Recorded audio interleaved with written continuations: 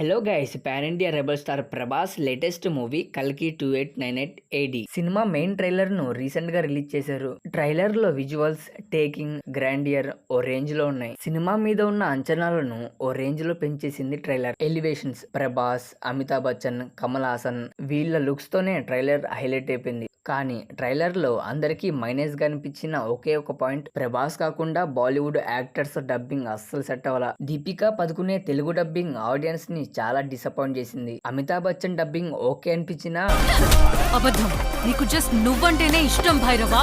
Disha Patani dubbing అయితే అసలు కనీసం లిప్సింగ్ కూడా సెట్ అవ్వాల. మేజర్ గా సోషల్ మీడియాలో ట్రైలర్ లో వీళ్ళ డబ్బింగ్ అసలు సెట్ అవ్వలేదని, అందరికీ ఇది మేజర్ మైనస్ అని అనిపించింది. మేకర్స్ వీళ్ళ డబ్బింగ్ విషయంలో ఒరిజినల్ వాయిస్ కాకుండా అన్ని సినిమాలకు చేసినట్టే డబ్బింగ్ యాక్టర్స్ తో డబ్బింగ్ చెప్పించి ఉంటే బాగుండేది. సోషల్ మీడియాలో ఈ కామెంట్స్ గట్టిగా వినిపిస్తున్నాయి. సో గైస్, ఈ ట్రైలర్ గురించి మీరేమనుకుంటున్నారో కింద ఖచ్చితంగా కామెంట్ చేయండి. ఇంకా సినిమా రిలీజ్ కి చాలా టైం ఉంది, చూద్దాం ఎలా ఉంటుందో. ఈ వీడియోని లైక్ చేసి మన ఛానల్ని సబ్స్క్రైబ్ చేసుకోవటం మర్చిపోమకండే.